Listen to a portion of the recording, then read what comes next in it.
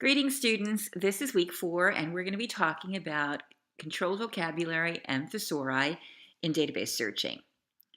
We'll discuss leveraging controlled vocabularies in search. These are really fabulous tools for aid in database searches, especially when you don't know the vocabulary of the domain. We'll talk about the database's official thesauri, and we'll talk about extended Boolean searching, and we'll get you ready to do a little bit of free text and command line searching in your activity. So, our essential questions this week are: in what ways do controlled vocabularies and thesauri facilitate search? And how do professional or sophisticated searchers use free text and command line search? As we talk about all of these strategies, I want you to look for it. When we move into the free web and all over the place, recognize that common functionalities exist across all of these tools. They may not be called the same thing, but finding and using these similar functions can be a challenge because they're hidden. But once you find them, it will feel like an old friend, and you'll exhibit some mastery over the system. So you probably remember that users express their needs as concepts, but when we search with specific terms. So we, as intermediaries, are faced with a challenge of converting concepts to terms. And this is done between the user and the intermediary as we clarify concepts and develop alternatives or complementary terms, or terms that we know the database likes. Let's also talk about relevancy as we begin our exploration of control vocabulary. Algorithmic relevance defines how well an application program conforms to specifications for relevance. Pertinence relates to informativeness. And then there's motivational and situational relevance. But the focus this week is on topical or subject relevance. These attributes are associated with a document that reflect its utility for its exchange of information. And we often talk about this, as we mentioned before, as aboutness. So how can we increase the relevance as it relates to aboutness or topical or subject relevance? First, let's talk about what is a controlled vocabulary. Controlled vocabulary are carefully selected, fixed listings of words, phrases, and codes with unalterable meanings. Human indexers assign them to source and surrogate records to describe their contents and facilitate relevant retrievals. When they're available, they aid the searcher. Note that they play well with Boolean systems. They work within the context of the fields of your database. They vary in complexity, and they often show up in autocomplete options. There are multiple names for controlled vocabularies. We alternately call them subject headings, descriptors, thesauri we'll talk about in a little bit. They provide authority control, and sometimes they're called index terms. Well, they fit into the broad category of controlled vocabulary. There really is a difference between traditional subject headings versus subject descriptors.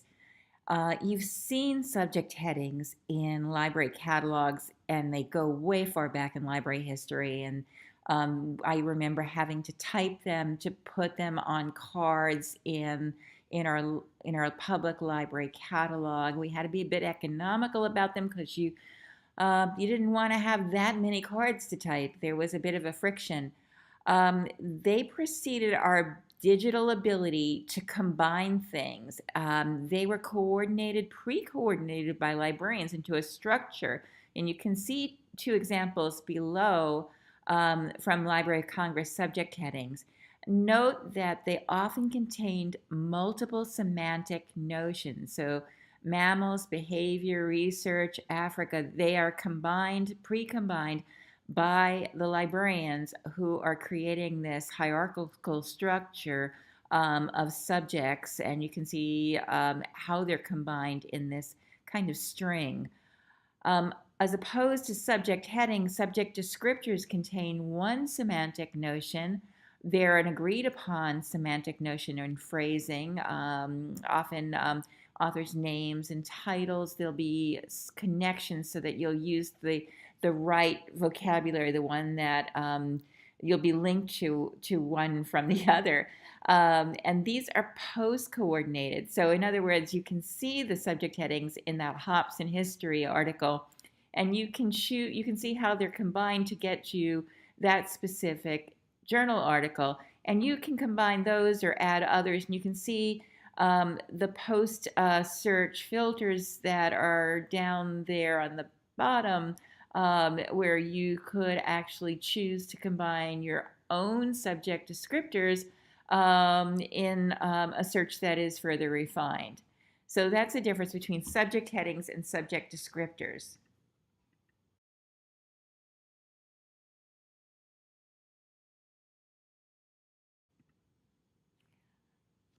I want to play you just a little bit of Markey's definition of controlled The English language vocabulary. is full of synonyms. We love to come up with new words that mean a slight variation of what another word means. Unfortunately, humans have come up with many more words than a computer can comprehend, at least in the amount of time it takes to conduct a search. To get around this, lexicographers, the people who build and maintain databases, impose a controlled vocabulary on their databases. Instead of teaching the databases all the words in the English language for a subject, the database uses one controlled vocabulary term per concept and points searchers who use synonyms to this one term. To show how this works, let's start with a basic concept: coffee. Now, the coffee snobs will tell you that there is a great difference between a Kona and a peaberry, but a database doesn't really need to know that. It can take all the different words we have for coffee and point the user to just coffee. Now, these vocabularies can be even more complicated, becoming a full-fledged thesaurus. A thesaurus designates hierarchical relationships between controlled vocabulary terms. For example, when we think about coffee, the term beverages becomes a broader term. When we think about beverages, coffee becomes a narrower term. Don't get fooled into thinking that the broader, narrower term relationship means that the database has less information on coffee, just because it is a narrower term. Broader, narrower term relationships have nothing to do with the amount of material in the database on these terms. The thesaurus also designates related terms. These terms have no hierarchical relationship, but when you think of one term, the other might come to mind. For example, thinking of coffee, you might think of decaffeination, especially later in the day when drinking coffee might keep you awake. When thinking about coffee, decaffeination is a related term. Searching a database that has a controlled vocabulary lets you know what terms the database uses to express concepts and ideas so that you can use these terms in your search statements to retrieve relevant information. At their very simplest level, simple controlled vocabularies are simply flat alphabetical lists of authorized subject terms, often with C references. That's what we used to call them in print sources. They're also referred to when you see the word use. So for athletics shoes, a database might say use the word sneakers or the term sneakers. Thesauri are controlled vocabularies on steroids. They address descriptors in terms of relationship or hierarchies. We talked about simple controlled vocabularies as flat. Thesauri are not flat. They have hierarchies.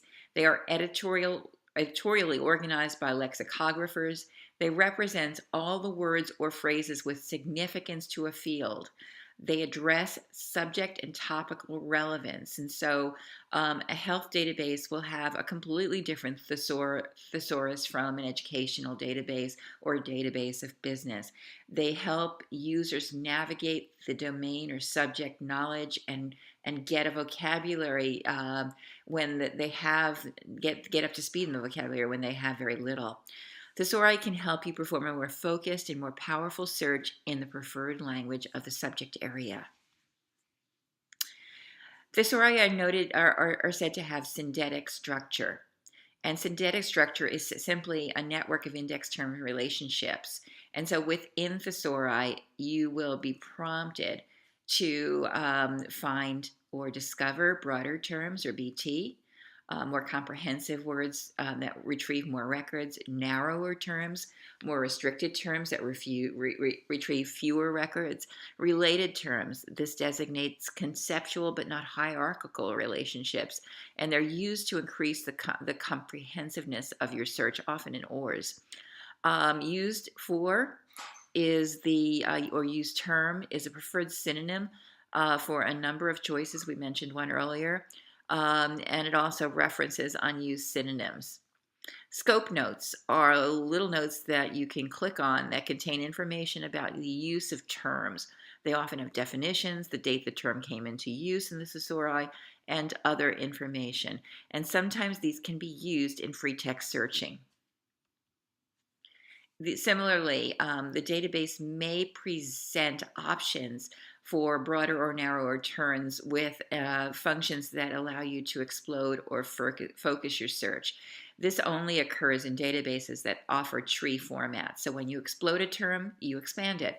Headings are exploded to retrieve all references indexed to that term, as well as all references indexed to any narrower term. So that's clearly an expansion. When you focus a term, you narrow it. You retrieve only the articles in which that main subject heading is a major concept. And here's a picture within Ovid. And you can see your option when I typed in obesity, I could either explode or focus the term. Down below, you see what happens when I explode, and I can choose to retrieve all those little subjects, those narrower terms within obesity if I decide to, or I can go with just the term obesity if I focus as the major subject. You can use controlled vocabularies within the field of the database. This is Eric, and I am using the database, the thesaurus term, gender bias. I retrieved it when I looked in the thesaurus, and I'm using it only in the abstract. I'm using elementary education, a term in the thesaurus, as a subject descriptor, or subject or descriptor, and I'm using the term urban education. I discovered it was one of the journals, and I'm looking at that in the source or the journal title.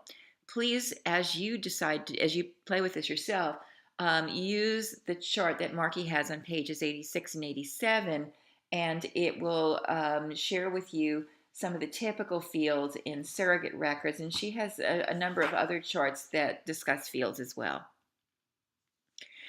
This week, I'm going to ask you to take a tour around some of the subject-specific databases and examine the thesauri. We'll be discussing how they differ across the databases, and so please tour them on your own. I'll point to a few in upcoming slides.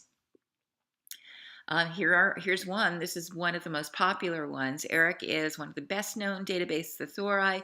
Thesaurus. It began in 1966. ERIC stands for the Education Resources Information Center, and educators know it well. It contains more than 1.5 million bibliographic records, and it's adding new records every week. And you'll discover within ERIC journal articles, research synthesis, conference papers, technical reports, etc.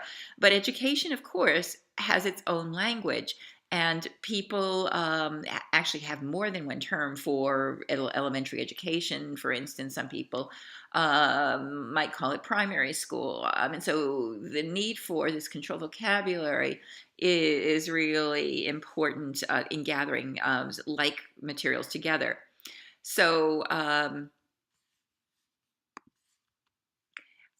ERIC is not the only thesaurus out there. A similar need exists in many of our domain areas, especially in the sciences.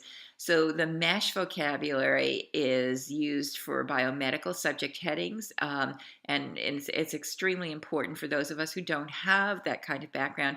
Please take a look at the video on MESH subject headings, especially. I'd like you to look at it anyway, but especially if you're interested in the sciences. It's very important that you get familiar with the MESH vocabulary.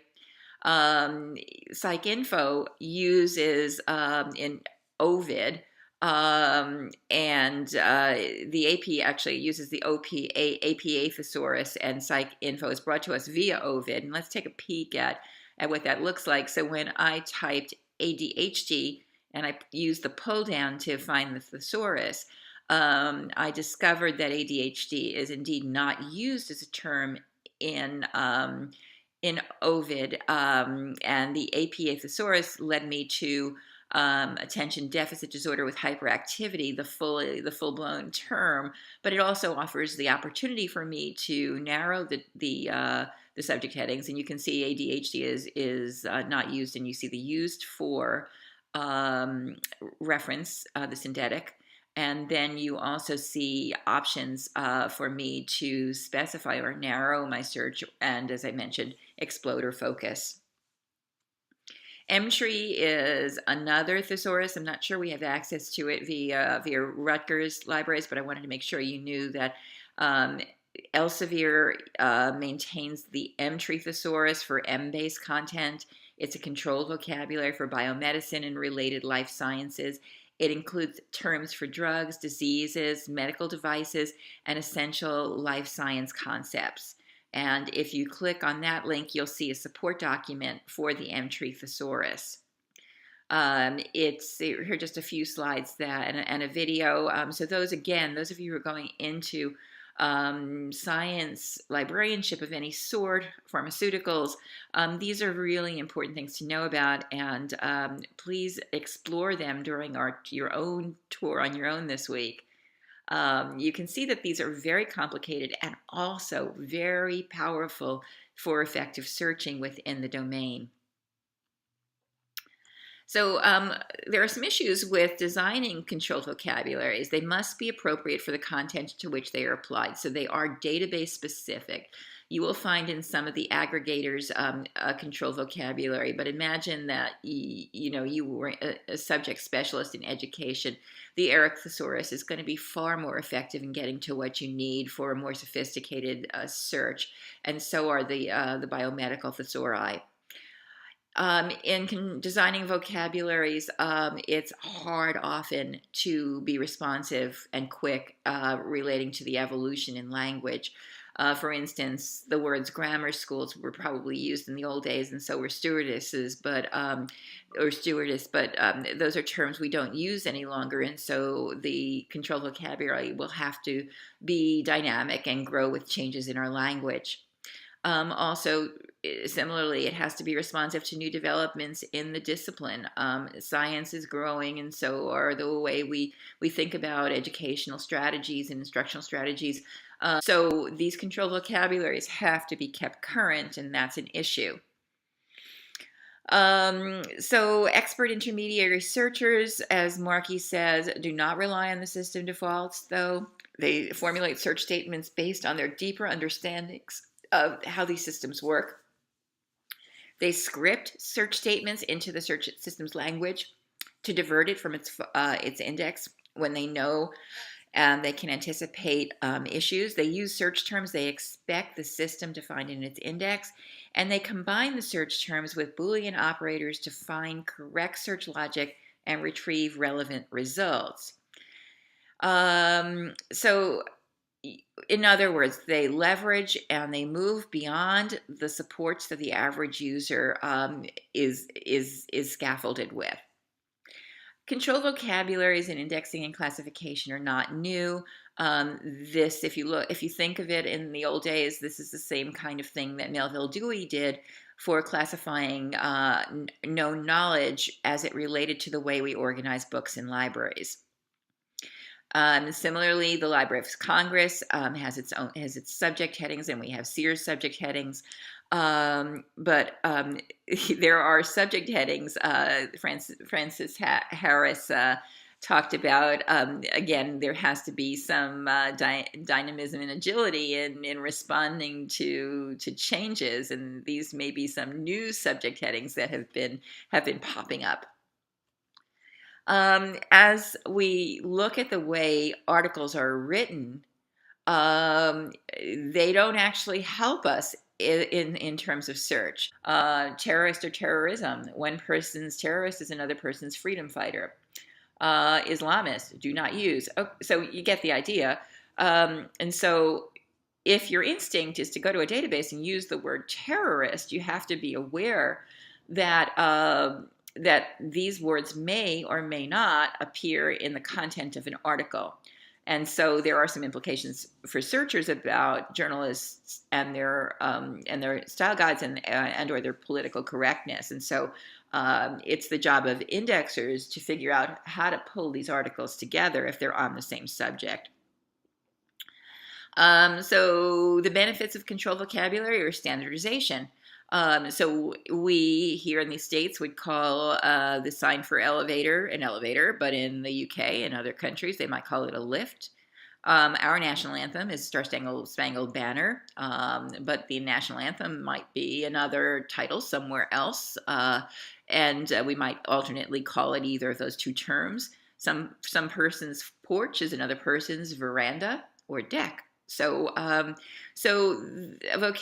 control vocabulary can help us compensate for multiple ways to express a term. Similarly, they can group concepts together, concepts that are hard to type into just a free text search box. So market share is conceptual, trends is a conceptual word, and we will find reference to things like research in a particular domain in our thesaurus, but throwing it in on its own, it may be meaningless, and to just do a full text search in that. Similarly, there are words that are pretty much everywhere. Words like Twitter, Obama, New York City. We want to pull up substantive mentions, not mentions. We want to pull up where the terms are really meaningful or the major subject, not just a casual mention of those words. And so, control vocabulary allows us to avoid those casual mentions. As I mentioned, control vocabulary has some negatives. It's hard to keep up, and I'm hoping that you'll discuss some of the other negatives and positives in our discussion this week. This is just a funny video I hope you'll take some time to look at.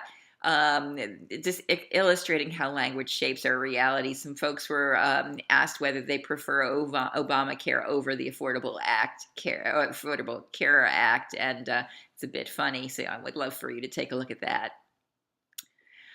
A little bit about ontologies. Ontologies are connected to control vocabulary and thesaurus, actually more to the thesauri scheme.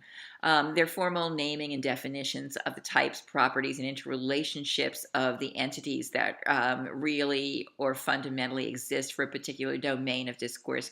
And so you'll often hear the word ontology used as we refer to these strategies. One thing that's happening right now is that there is no control vocabulary for the web. It's kind of a Wild West. So folks are developing what we call folksonomies. And that is kind of a portmanteau of the word folk for people and taxonomies, which are defined structures, hierarchical structures. Although folksonomies are not hierarchical, we'll talk much more about those as we move into free web stuff and user-generated content. But I just want you to understand that folksonomies are kind of the web's reaction to the need for a controlled vocabulary. Things to remember when you're working with a user or client: ask questions to develop as clear an understanding as possible. Seek from the user any terms he or she might use. Ask the user if there are any known relevant articles, books, or sources. Ask the user to consider how the information will be used, and so you can establish a context and discuss any constraints on sources or language or money or time constraints. So remember also, when you're working with a user, you want to analyze and organize the concepts and then establish relationships among and between them. Based on the preliminary analysis, the searcher can proceed to the selection of appropriate databases and think about the search and determine if the databases have a thesaurus that can help. The control vocabulary can be used to confirm terms that the user identified and identify possible optional terms. This is an iterative and complementary interaction among the concept-term conversion that we talked about at the beginning of this discussion. It involves discourse with the user and use of the available thesaurus tools. All of this will facilitate the search process and make it more efficient and effective. When you're searching in multiple topic domains, you should make yourselves aware of the thesauri in different databases. For instance, the ADHD search that we did in the Psych Info database, it would be useful to do that same search and figure out what the alternate terms. Let's talk about free text and command line search. Free text search is the focused use of search tools and techniques when a controlled vocabulary is either not available or inappropriate for a particular search task. Please take a look at Marky's short video on free text search. And let's think about a few occasions in which we might want to use free text search. These are adapted from a previous lecture by Stuart Moore. So some occasions when we want to use free text search is when, of course, there's no controlled vocabulary available. There are databases that don't have thesauri, and in those cases, free text searching is the approach that should be used. Second, when there do not seem to be any good terms in a thesaurus for a topic. This may be particularly true when the database source is selected for its content and coverage reasons, but the specific subject might be marginal to the content and the coverage area. So for instance, say you're looking at the ERIC education database and you're looking at education as it relates to engineering, and there might be a specific engineering term that might not be in the ERIC thesaurus. And so you'd go free text with that particular facet or concept. Another opportunity to use free text search is when, of course, there are new and emerging terms that appear in an area of knowledge, and those terms change very quickly in biomedical or pharmacological arenas, and it takes a while for the humans who manage the thesauri to get these new terms into the thesaurus. Also, when there's really only one fabulous term and it doesn't appear in the controlled vocabulary, you're going to want to use it. When the controlled vocabulary doesn't offer very many results or the results are not relevant, you need to use alternative terms and think creatively. When a known item is being sought and you must use the very specific terms available relating to the known item, whether or not they appear in the thesaurus. And then last, when you as a searcher may not want to work with a new controlled vocabulary with which you may not have any familiarity, it does take time to get familiar with the content structure and presentation of a thesaurus, as you've seen in this week, or you will see here. And for any one particular search, that effort might not be really warranted. Smith and Bell offer a really nice summary of the times that you really want to use controlled vocabulary and the times that you want to move beyond for keyword or free text searching. Among the instances in which you would want to move on is that you want to use the nomenclature of individual authors. Authors have quirky use of keywords or terms, and they often offer their own terms in the indexing of an article or a document. And sometimes indexers are not actually perfect. They miscategorize documents. And as I mentioned, controlled vocabulary is often lag behind culture and technology and change. And not all articles in a database, including the very new content, have yet had a controlled vocabulary applied to them.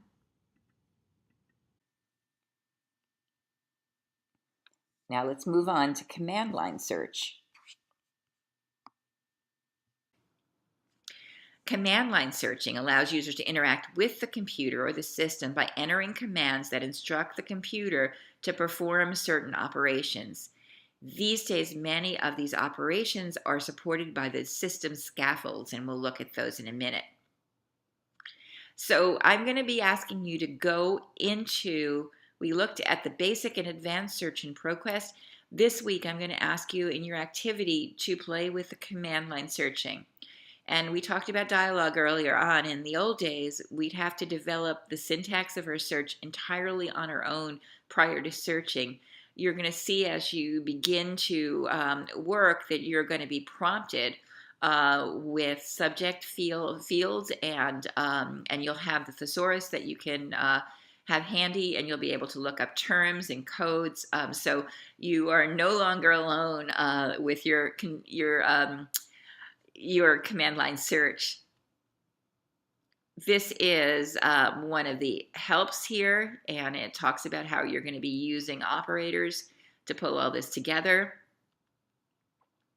This is an example of how you will get to, in this pull down menu, how you will get to fields within a particular database and some of the fields available and the codes for the field. So this will go before your parentheses. And as you do your searches, I want you to keep in mind your facets. The facets, the way you develop them using all the tools that we talked about in your toolkit, will eventually form sets. And the sets will generally be combined with your ands. So your drug abuse and adolescence, so you'll have one line for the concept or facet of drug abuse, another line which will become a set, which will be your concept of adolescence, and then you might have some impact on line 3, but you'll be doing a lot of work pulling those sets together using the tools that you've got, and then combining them using a command line search. In dialogue, it might be helpful as you go into an individual database to look at the pro sheets. These used to be blue print sheets that we keep in notebooks, but these are the sheets that talk about what's under the hood in every single database, how they work, and what the thesaurus looks like. This is an example of a pro sheet from the Business and Industry database, and I've created the link for you there. But you can see it offers a sample document, and it talks about all of the indexing details and all of the fields. As you can see in this one, you can see what the title field looks like, what the text field looks like. And this is one in ERIC, and on this one, it's just one on the whole page. You can see the various different components that make up a record, all the different fields. And so you know what it is that you're searching within, and you'll be using these codes for fields in your command line search. Here, this I believe is in ERIC, I hope so, but these are just another chart that represents the fields in the database. I think this is ERIC. Okay, more representations, and you will be able to get these in the pro sheets. Another idea that we haven't really talked about, as your searches get a little bit more complicated and you have multiple ORs, for instance, just like in algebra, we use parentheses, sometimes brackets, to clarify relationships between our search terms. Generally, items in parentheses are linked by ORs, two or more concepts that are synonyms or related terms, so that we get comprehensive results. There's an order of operations in search, just like in algebra. Nesting requires that the items in the parentheses are searched or considered first. Here's an example of a very basic one. So this would be for instance, limiting television watching for children. I haven't included all the terms, but in the parens, for instance, you're getting all the terms, and I probably should have put an asterisk by monitor to get to stem it, but limiting or limits or monitor or monitoring or restrict or restricting or restrictions and television. And so you're putting all those ORs together in parens, and this could get pretty sophisticated. And I believe both Markey and Bell give you some very detailed examples of nesting in Boolean logic, and please take a look at all of that before you attempt your command line search. This week you're going to be practicing command line searching, and we are scaffolding this with a chart that's very similar to the chart in Markey. So please take a look at the examples she included and play around and be creative, and then submit your results, not your results, but your exploration in one document in the Dropbox. And we're going to be talking about your experiences with command line searching in our discussion this week as well. It's important to note that not every information professional and not every librarian is going to be involved with command line search. in our videos, Voices of Search, with Mary Ellen Bates and Amy Affle. They noted that in their particular areas of expertise in pharmaceuticals and business, there is a need and a real demand when employers hire for folks to know how to search dialogue and how to structure a command line search. So to sum up week 4, we began with a discussion of aboutness or topic relevance. We discussed how topic relevance and the finding of relevant materials is supported by controlled vocabulary and thesauri.